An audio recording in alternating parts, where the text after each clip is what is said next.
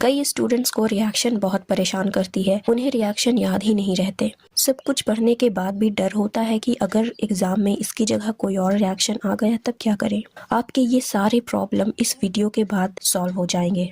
तो चलो शुरू करते हैं टाइप्स ऑफ केमिकल रिएक्शन से, क्योंकि क्वेश्चन यहीं से बनेगा। एग्जामिनर आपसे ये नहीं पूछेगा कि व्हाट इज रिएक्शन, ना, वो टाइम गया। अब हमें स्मार्ट स्टडी करनी है। केमिकल रिएक्शन के टोटल 5 टाइप होते हैं जो हमें पढ़ने हैं। पहला है कॉम्बिनेशन रिएक्शन। इसके नाम पर ध्यान दो। कॉम्बिनेशन मतलब किसी चीज का कॉम्बाइन होना या ऐड होना। मतलब वैसे रिएक्शन जहां लेफ्ट हैंड साइड पर दो चीजें ऐड होकर एक सिंगल प्रोडक्ट दे रही हो। ये सिर्फ इस पर्टिकुलर रिएक्शन के लिए नहीं है। कॉम्बिनेशन रिएक्शन में सारे रिएक्शन आपको इसी फॉर्मेट में दिखेंगे, तो आप एग्जाम में घबराना मत। बस दिए गए रिएक्शन को ध्यान से देखना। अगर लेफ्ट हैंड साइड में दो कंपाउंड ऐड होकर एक सिंगल प्रोडक्ट दे रहा हो तो आप उसे बेझिझक कॉम्बिनेशन रिएक्शन मार्क कर देना। अब इसी में एक्सोथर्मिक रिएक्शन के बारे में भी बताया गया है। यहाँ से एक क्वेश्चन बन सकता है, difference between exothermic and endothermic reaction. बस डिफरेंस ये होगा कि एक्सोथर्मिक रिएक्शन में हीट रिलीज होती है। Example burning of natural gas या रिस्पिरेशन, इन सब में एनर्जी रिलीज होती है जो कि हीट के फॉर्म में होती है। और एंडोथर्मिक रिएक्शन में हीट एब्जॉर्ब होती है। Example melting of ice, photosynthesis. तो ये था कॉम्बिनेशन रिएक्शन। इसमें आपको सारे रिएक्शन याद नहीं करने, बस कोई एक रिएक्शन याद कर लेना, क्योंकि टाइप ऑफ रिएक्शन से बस 2 टाइप के ही क्वेश्चंस बनेंगे। एक, या तो आपको रिएक्शन दिया जाएगा जिसका आपको टाइप आइडेंटिफाई करने कहा जाएगा, या फिर रिएक्शन का नाम देकर आपको रिएक्शन का कोई एग्जाम्पल देने को कहा जाएगा, जो कि आप ये वीडियो देखने के बाद आराम से कर ले जाओगे।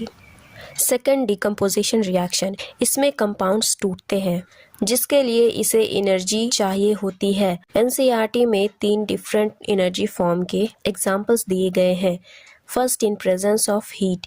क्योंकि इस रिएक्शन में हीट यूज कर कर कंपाउंड को तोड़ा गया है, इसलिए इस रिएक्शन को थर्मल डिकम्पोजिशन रिएक्शन भी कहते हैं। इसमें आप लाइमस्टोन वाला एग्जाम्पल याद रखना, क्योंकि इसका यूज भी दिया है, तो ये इम्पॉर्टेंट बन जाता है।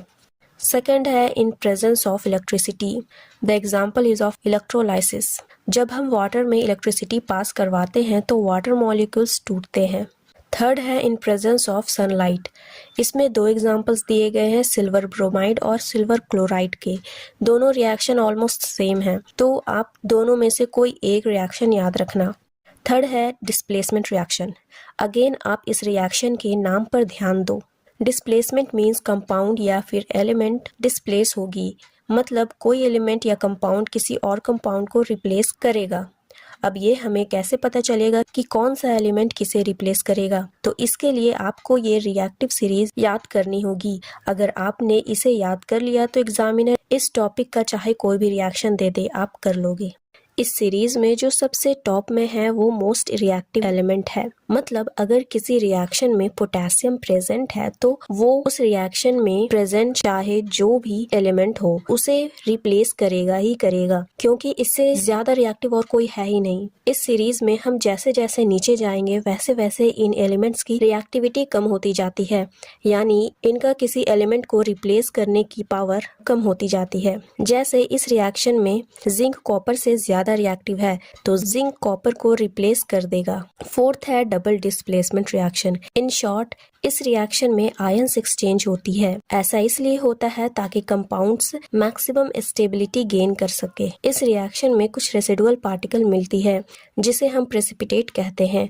इसका भी आपको कोई एक ही एग्जाम्पल याद रखना है, और इसके जो 2 मेन पॉइंट्स है, एक्सचेंज ऑफ आयंस और प्रेजेंस ऑफ प्रेसिपिटेट, ये दोनों याद रखो। बस इतना करो, फिर इस टॉपिक से चाहे कोई भी क्वेश्चन आए आप कर लोगे। Fifth and last, redox reaction. हम इसे रेडॉक्स रिएक्शन इसलिए कहते हैं क्योंकि इस रिएक्शन में ऑक्सीडेशन और रिडक्शन दोनों साथ हो रहा होता है। आप पहले ये समझो कि जिस रिएक्शन में ऑक्सीडेशन हो रहा होगा उसमें रिडक्शन भी होगा ही होगा। ऐसा इसलिए होता है क्योंकि ऑक्सीडेशन मतलब सिंपल लॉस ऑफ इलेक्ट्रॉन, और अगर कोई सब्सटेंस इलेक्ट्रॉन लूज कर रहा है तो उसे गेन करने वाला भी तो कोई होगा। नहीं तो इक्वेशन बैलेंस कैसे होगा। रिएक्शन इक्वेशन हमेशा बैलेंस होती है, इसलिए इस चैप्टर में पहले इक्वेशन बैलेंस करने के लिए सिखाया गया है। Remember, energy can not be created nor be destroyed. Exactly ये चीज यहाँ भी अप्लाई होती है। तो oxidation mean loss of electron and reduction mean gain of electron. Simple definition. और अगर एनसीईआरटी की डेफिनेशन देखें तो उसमें लिखा है oxidation is gain of oxygen और loss of hydrogen ion and reduction is loss of oxygen और गेन ऑफ हाइड्रोजन आयन। इसका सबसे अच्छा एग्जाम्पल है रस्टिंग ऑफ आयंस। ये आप लोगों ने अपने आसपास भी देखा ही होगा और ये प्रीवियस ईयर में भी आ चुका है, इसलिए it is an very important example of redox reaction. ऐसे छोटे छोटे कॉन्सेप्ट ही बोर्ड्स में मार्क्स दिलाती है। कमेंट करो नेक्स्ट टॉपिक कौन सा चाहिए, और अगर वीडियो हेल्पफुल लगी हो तो शेयर करो और सब्सक्राइब करो।